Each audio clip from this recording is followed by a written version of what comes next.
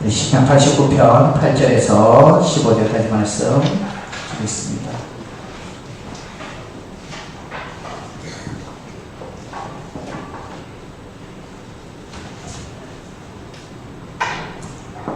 교도합니다. 시편 89편 8절에서 15절까지 먼저 8절 읽습니다. 여호와 만군의 하나님이여 주와 같이 능력이 있는 이가 누구리까? 여호와여 주의 성실하심이 주를 둘렀나이다. 주께서 사야의 서를 내시며 그 파도가 하늘을 피해 잔잔하게 하시나이다. 주께서 라합을 죽임당한 자같이 깨뜨리시고 주의 원수를 주의 능력의 팔로 흩으셨나이다. 하늘이 주의 것이요 땅도 주의 것이라. 세계와 그 중에 충만한 것을 주께서 건설하셨나이다. 남북을 주께서 창조하셨으니 더블과 헤르몬이 주의 이름으로 말미암아 즐거워하나이다. 주의 팔에 능력이 있사오며 주의 손은 강하고 주의 오른손은 높이 이루셨나이다. 공의와 정의가 주의 보좌의 기초라. 인자함과 진실함이 주 앞에 있나이다. 즐겁게 소리치라는 백성은 복이 있나니 여호와여 그 이름이 주의 얼굴을 향하여서 합니다. 아멘. 믿음의 사람들이 제일 중요하게 여겨야 되는 것, 어쩌면 제일 먼저 알아야 되는 것이 무엇이냐면 하나님을 바르게 아는 것. 하나님을 바르게 모르니까 우리가 우리 신앙이 왜곡되고 참 신앙의 삶을 살지 못하는 그런 모습을 가질 수밖에 없죠. 하나님에 대해서 바르게 알며, 하나님에 대해서 우리가 사실은요, 인간이 하나님에 대해서 다 알 수 있는 인간은 없죠. 아무리 공부를 열심히 하고 신학을 공부하고 목사도 아무리 석사 박사를 한다 할지라도 하나님을 아는 것은요, 너무나 일부분이죠. 하나님의 권능과 능력과 위대하심과 하나님의 그것을 알 수 있는, 그 엄청난 것을 다 알 수 있는 사람은 단 한 사람도 없죠. 그러나 하나님께서 가르쳐 주신 것은 알 수가 있죠. 요만큼 가르쳐 주면 그만큼 아는 거예요. 그만큼 알 때에 그만큼 아는 것을 가지고 하나님을 다 안다라고 할 수는 없지요. 그런데 많은 사람들이요, 이 조금 가르쳐 준 것을 가지고 하나님을 다 안다라고 이야기하는 사람들이 참 어리석은 모습을 하는 사람들이 있지요. 기독교에 대해서, 교회에 대해서, 예수 그리스도에 대해서, 하나님에 대해서 조금 알면서 다 아는, 진리를 다 아는 것처럼 이야기하는 그런 사람들 보면 참 그게 무엇이냐면 그게 교만이라는 거예요. 다른 게 교만이 아니라 내가 제대로 알지 못하면서 다 아는 것처럼 행동하는 게 교만이거든요. 근데 많은 이단과 사이비 종교와 헛된 진리 예수를 제대로 알지 못하고 만나지도 아니하고 하나님을 경험하지도 아니하고 성경의 은혜를 제대로 누려보지도 못한 사람들이 하나님에 대해서 이렇고 교회에 대해서는 이렇고 진리에 대해서 이렇고 라고 한다면 그것보다 더 교만스러운 것은 없지요.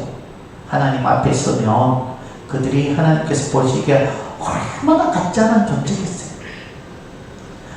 피조물인 존재가 한 창조주 하나님을 어찌 다 알아요. 우리가 도자기를 굽는 사람이, 도자기가 이 도자기를 만드는 그 사람에 대해서 어떻게 다 알 수가 있습니까? 그런데 그런 사람들이 있죠. 참 어리석습니다. 그래서 우리는요, 아는 척하는 게 이게 교만이에요. 아는 척하는 게.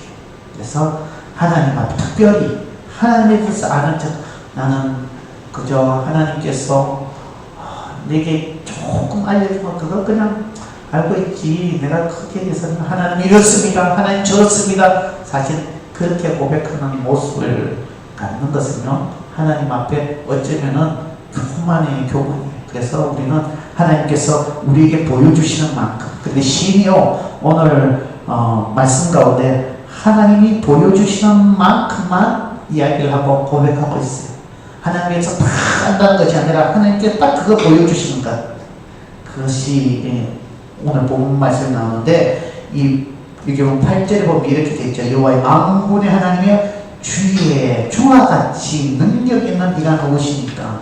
여기서 능력 있는 이라고 이야기하고 그 다음에 주의 성실하심이 주를 둘렀나이다 이렇게 고백하지만 시인이 진짜로 주님의 능력이 얼마 정도 되는지 측정할 수는 없지요. 그런데 주님은 능력 있는 이시다라는 것을 아는 거예요. 그 능력이 무한하다는 것까지 얼마나 끝이 있고 얼마나 광대하고 위대하다 이것까지는 모른다 할지라도 주님은 능력이 있으시다. 그리고 주님은 성실하십니다. 이 단순한 진리를 신실하게 하나님께서 그에게 보여주신 대로 깨달은 거죠. 그래서 주님은 능력이 있어. 왜냐하면 지금까지 이스라엘 백성들을 능력에 인간적인 모든 생각을 초월한 하나님의 기적적인 방법으로 이스라엘의 역사를 이끌어 오셨잖아요. 경험했잖아요. 그래서 인간이 할 수 없는 그 모든 것들을 하시는 능력, 어쩌면 그거보다 더 무한하지만 그래도 그 부분에 대해서 하나님은 능력이십니다. 능력의 하나님이시고 하나님은 성실의 하나님이시다라고 이야기를 하고 있죠. 이스라엘 공동체 가운데 하나님께서 그들에게 보여주시는 것 얼마나 놀라운 일들이 많았습니까?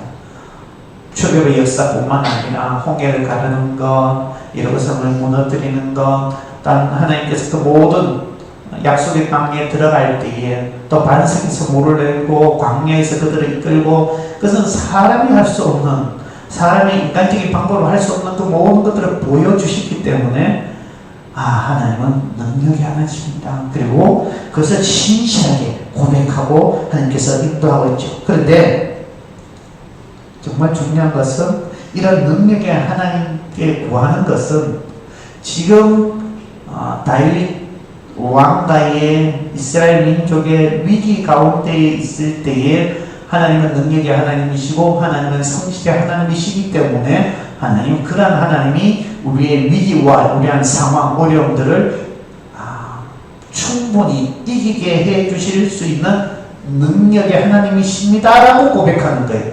그것을 믿는 거예요. 우리의 삶을 살아가는 동안에 저와 여러분들이 풀지 못하는 많은 문제들이 있을 때에 이렇게 고백하는 것, 하나님 능력의 하나님이십니다, 하나님은 성실하십니다 라고 하는 건 이 삶의 문제를 주님께서 충분히 해결해 주실 수 있는 만큼, 그거와 비교할 수 없는 엄청난 분이십니다. 그래서 여기서 비교할 수 없는, 주와 같은 이가 누구니까 주님의 능력과 비교할 수 없는, 주님은 그런 존재, 주님과 비교할 수 있는 존재는 아무도 없다.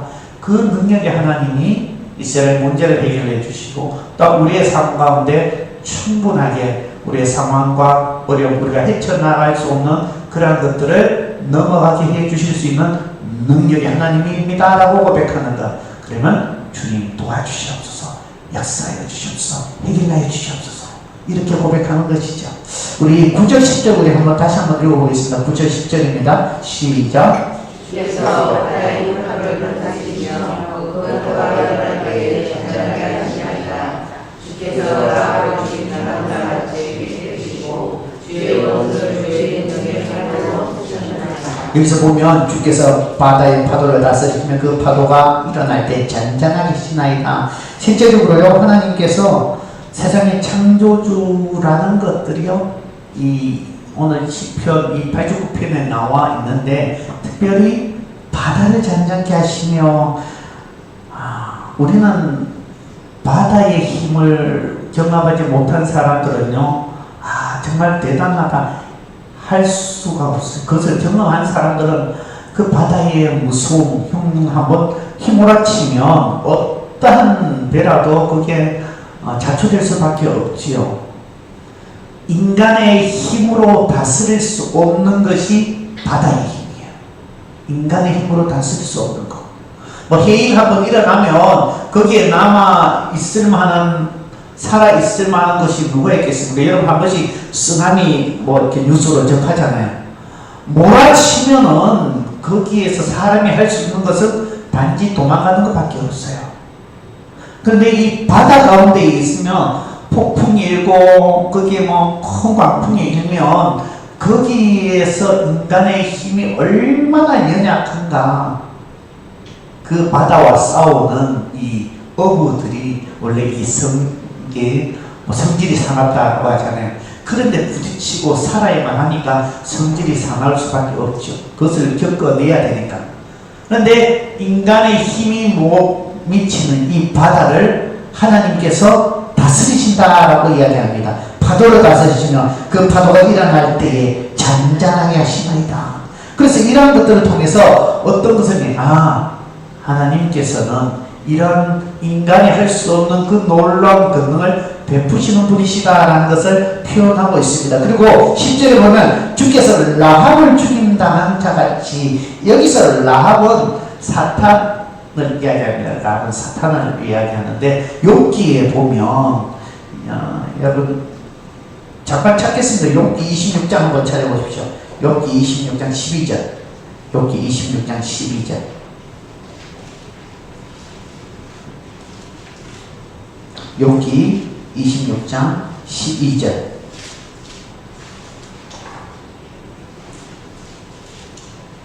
욥시 장전. 그래서 시편 앞에 욥기예요. 저기에 찾는 게 아니라 시편 앞쪽에 욥기가 있어요. 욥기 26장 12절. 26장 12절. 한번 읽어보겠습니다. 시작. 그는 능력으로 바다를 잔잔하게 하시며 지혜로 라합을 깨뜨리시며. 지혜로 라합을 깨뜨린 이 라합이 도자기가 아니로 이 사탄을 상징하고 있어요. 사탄을 하나님의 대적자를 상징하고 있습니다. 그래서 오늘 본문 말씀에 주께서 라합을 죽임당한 같이 깨뜨리시고 주의 원수를 주의 능력으로 팔로 흩으셨도다라고 하는 것, 이러한 것들을 통해서 하나님께서 하나님의 권능은 그 대적 그 원수를 다 이기게 하여 주신다라는 것. 그리고 우리의 인생이요, 우리의 인생이 이 땅에 살아가는 동안에 광야 같은 인생이라고 하지만 또 우리의 인생은 바다와 같은 인생이라고 합니다. 수많은 풍파 가운데 살아간다라고 이야기합니다. 그 모든 수많은 풍파 가운데에 하나님께서 바다를 다스리시듯이 우리의 삶의 모든 풍파를 다스려 주실 수 있는 분이십니다라고 고백하는 것이죠. 그 하나님을 고백한다는 것은 하나님께서 우리의 삶의 문제를 해결해 주실 수 있는 능력의 하나님이십니다라고 고백하는 것이죠. 예수님께서 제자들과 함께 배를 타고 갈 때에 큰 풍랑이 일어서 예수님은 고물에 자고 있었죠. 제자들은 그 풍랑을 헤쳐나가기 위해서 몸부림치면서 막 욕을 쓰고 있는데 보니까 예수님이 자고 있어요. 자기의 선생님이라고 하는 예수님이. 그러니까 한 사람으로 더 힘을 보태서 이것을 헤쳐나가야 되는데 아무런 걱정 근심 없이 그 풍파 속에서도 평안히 자는 예수님을 보고 가서 깨우잖아요. 예수님, 우리가 다 죽겠는데였나이다. 예수님이 무슨 일인가 싶어가지고 눈 뜨니까 제자들이 그렇게 자기를 막 파도 가운데 그렇게 몸부림치고 있으니까 예수님이 일어나서 뭐라고 이야기합니까? 바람아, 바다야, 잠잠해지라. 그리고는요, 제자들이 고백한 것이 무엇이냐면, 누구시기에 바다도 잠잠하는가? 그때의 하나님의 권능을 나타내 보여주신 것이죠. 사람의 힘으로 할 수 없는 것을 하는 것이 바로 하나님의 능력이지요. 바다를 잠잠케 하니까 그들에게 일반적인 상식으로 생각할 수 없는 큰 권능이거든요. 그러니까 누구시기에 바다도 잠잠하는가? 하나님은요, 우리의 인간의 생각의 그 이상의 것으로 우리는 하나님에 대해서 하나님 능력이 있으시지 요 정도 수준이 아니라는 것입니다. 그런데 가끔은요, 우리는 우리의 문제를 더 크게 볼 때가 있어요. 이 문제를 머리에 싸매지고 하나님 어떻게 합니까? 하나님은 우리의 삶의 인생의 문제보다 비교할 수 없는 정도로 더 엄청난 크신 하나님이시죠. 그 하나님을 의지하면 우리의 문제는 아무것도 아닐 수가 있어요. 그런데 자꾸만 우리는 눈앞의 것이 더 커 보이는 거예요. 눈앞의 것이. 동전을 이렇게 갖고 있으면 멀리 있으면 조그맣게 보이잖아요. 그죠? 그런데 가까이 차츰차츰 가까이 가까이면 이 동전만 이렇게 보이잖아요. 마찬가지. 우리가 문제를 크게 해가지고 거기만 그 앞에 것만 이렇게 바라보면 이게 전부인 줄 알아요.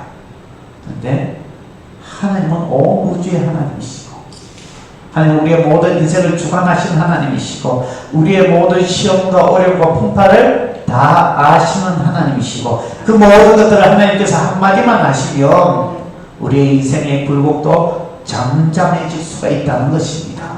저 여러분들이 그러한 하나님을 온전히 신뢰하고 믿기를 원합니다. 그게 있어야 돼요. 내 삶의 문제가 여러분 날마다 기도하잖아요.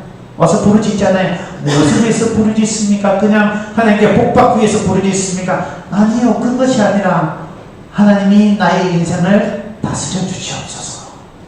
내가 나의 인생을 다스리는 것이 아니라 하나님이 나의 인생을 모든 풍파 가운데 다스려 주시며 주님께서 우리의 모든 인생을 평탄한 길로 이끌어 주실 수 있는 분이십니다라는 것을 고백만 하면 주님께서는 우리를 이끌어 주시고 다스려 주시지요.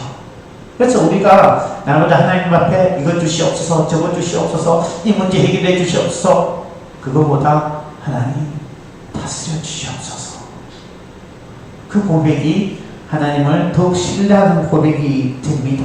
그래서 저와 여러분들이 우리의 인생의 광야 가운데에 힘든 가운데 고통 가운데 하나님의 다스림이 함께하여 주옵소서라는 그 고백을 드려야 되지요. 우리 11절 12절 읽겠습니다. 11절 12절 시작. 하나님이 지혜 도시와 땅도 주의 도시라. 세계와 그 중에 천한 것을 주께서 공산하셨나이다.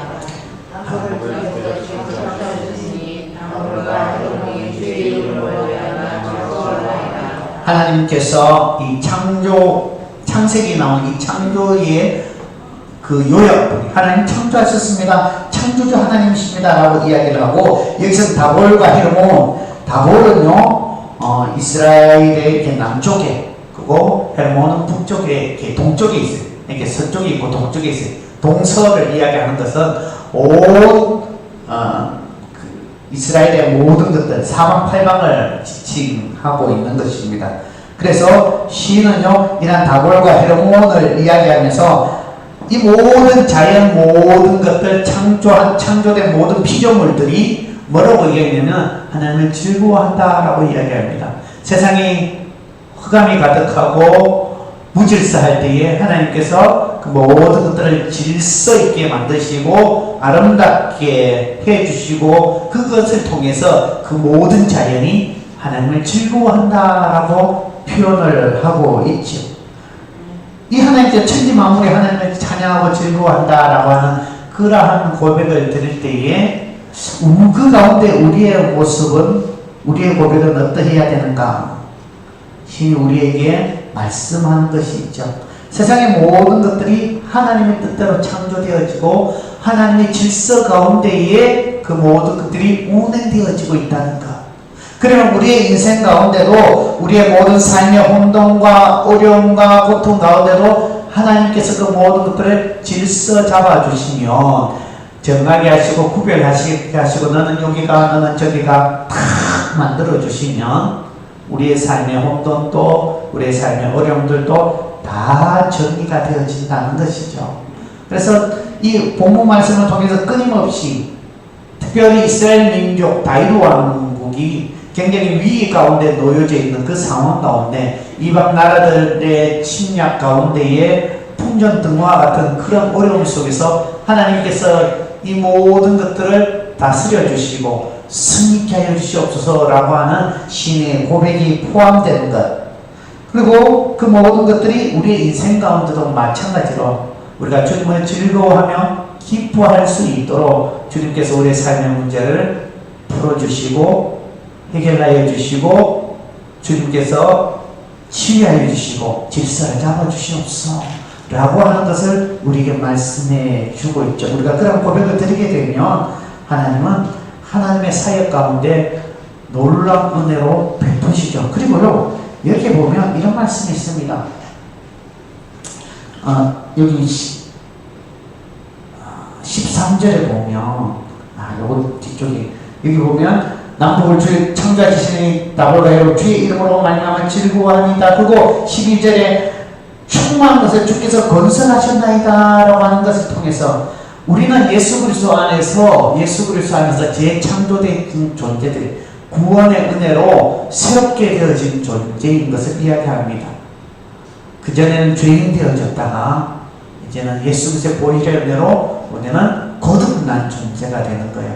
새롭게 된 존재가 되는 거예요. 그러면 새로운 재창조된 존재는 구원의 은혜를 누리는 존재들은 날마다 하나님을 찬양하고 기뻐하는 삶을 살아야 된다라는 것을 가르쳐 주고 있습니다. 저와 여러분들이 예수 그리스도를 모를 때는 여러분 인생을 한번 돌아보십시오. 얼마나 예수님과 떨어진 인생이었습니까? 전혀 예수님의 구원에 들어오지 못한 인생이었지 않습니까? 그런데 예수님께서 여러분들을 긍휼히 여겨주셔서 어릴 때든지 아니면 어른이 되었든지 어느 순간 예수님의 품으로 불러주셔서 그 구원의 반열에 서게 하신 것, 이거보다 더 큰 기쁨이 어디 있습니까?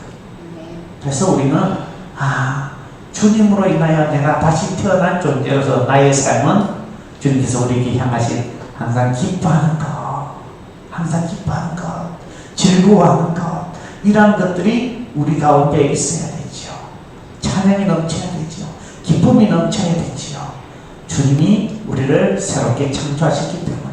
그리고 13절 보면 주의 팔에 능력이 있사오며 주의 손은 강하고 주의 오른손은 높이 들리우셨나이다. 주의 능력이 있다라고 하는 것, 그죠? 그런 거는 하나님께서 능력 있는 하나님, 우리의 삶의 문제는 이미 끝났습니다. 하나님께서 한번 팔을 휙 저으시면 끝나는 것입니다 라고 하는 거예요. 그래서 이미 하나님의 역사가 시작되어졌다.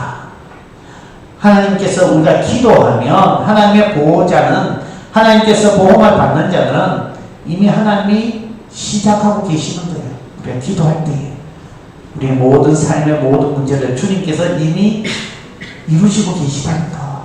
그래서 믿으면 어느 순간에 우리의 삶의 문제가 해결되어졌어요. 근데 그래서 자꾸만 의심을 하는 거예요. 하나님, 지금 당장이 안 이루어지는데요. 지금 당장에 이루어지는 것이 중요한 것이 아니라 하나님의 뜻이 분명히 이루어진다는 것을 믿는 것이 중요합니다. 저 여러분들이요, 눈앞에 기도해가지고 뚝 떨어지면 얼마나 좋습니까? 그죠?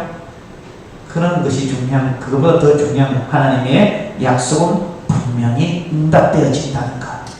그래서 여러분의 인생 가운데 이 주님의 여기 23절에 주의 팔에 능력이 있으며 주의 손을, 그래서 이 강하고 주의 오른손은 높이 들리우니나이다라고 하는, 하나님이 역사하고 계시는구나.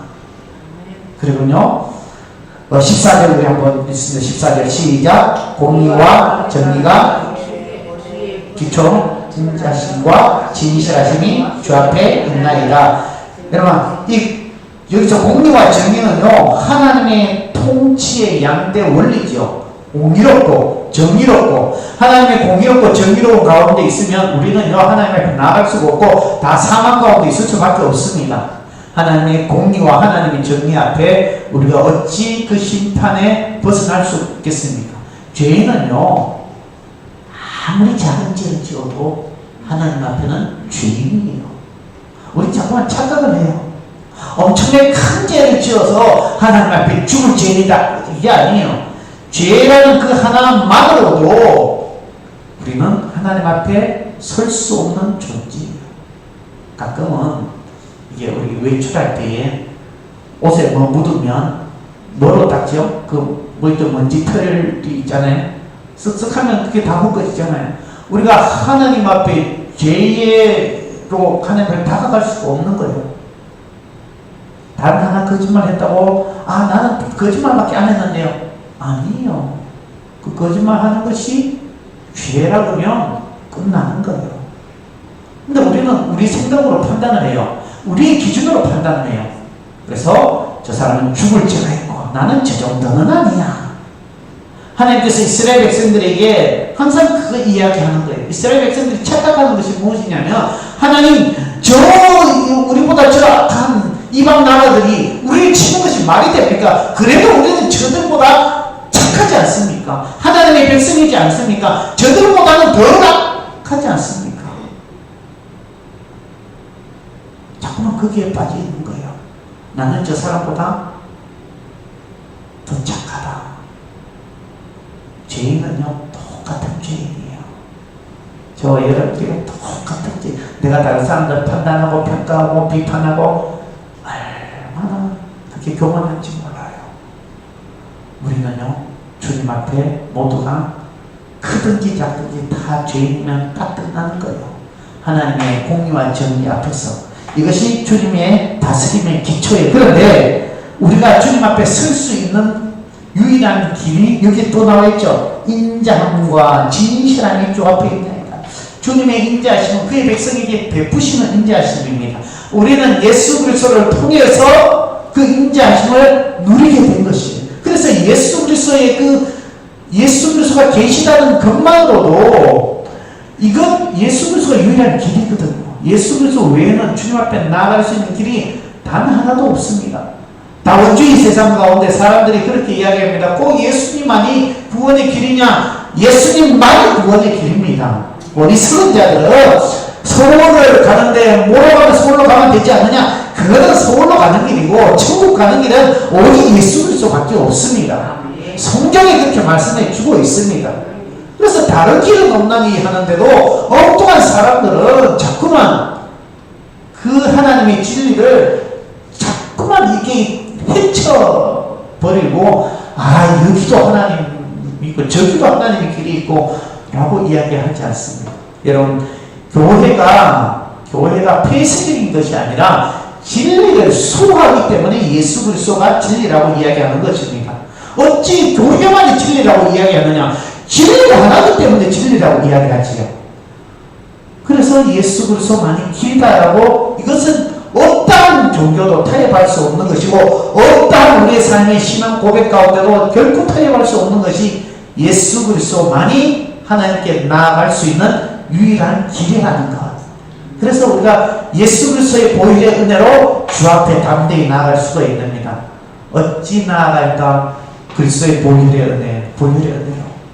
그래서 주님께서 공의와 정의의 하나님, 우리의 심판의 하나님이시지만 우리가 하나님께 나아갈 수 있는 것, 주님의 인자하심, 그것이 우리에게 베풀어 주셨고 진실하심으로 우리에게 은혜를 다하여 주셨기 때문에 우리는 하나님 앞에 나아갈 수가 있는 그 은혜를 누리고 있는 것이죠. 우리 자꾸 이것을 놓쳐버리면 우리가 세상 가운데 은혜를 놓치고 살아가는 사람, 지금도 많은 사람들이 뭘 해도 고마운 줄 모르고 감사할 줄 모르는 인생은요, 하나님이 결코 기뻐하지 않죠.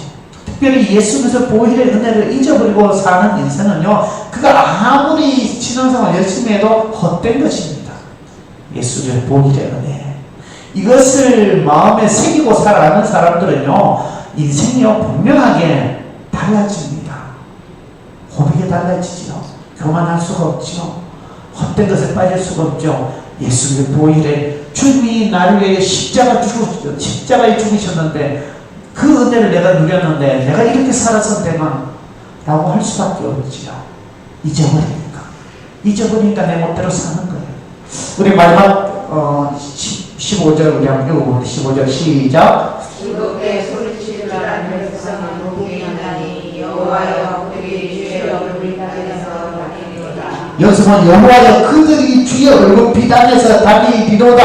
이 말씀의 구절이 바뀐 여호와의 그들이 주의 얼굴 비단에 다니기 때문에 즐겁게 주님께 소리칠 수가 있는 것이죠. 즐겁게 소리칠 줄 아는 백성은 복이 나이다 라고 하는 건 주님 앞에 이 기쁨의 찬양, 기쁨의 노래를 부를 수 있는 것, 깨닫는 자들. 하나님의 보호하심을 내가 받고 있구나. 하나님께서 하나님 얼굴을 우리들 향하여 비춰주시고 그 비춰주시는 것이 단순히 그냥 빛이 아니라 우리를 보호하시고 눈동자같이 돌보신다는 것, 그 안에 있는 자가 주님을 날마다 찬양하게 된다는 것이죠. 근데 주님 안에서 돌봄을 받고 있음에도 불구하고 즐겁게 소리칠 줄 모르는 백성은요, 어리석은 자지요. 하나님의 보호하심을 내가 받고 있구나. 하나님이 나를 눈동자같이 지키시고 계시는구나.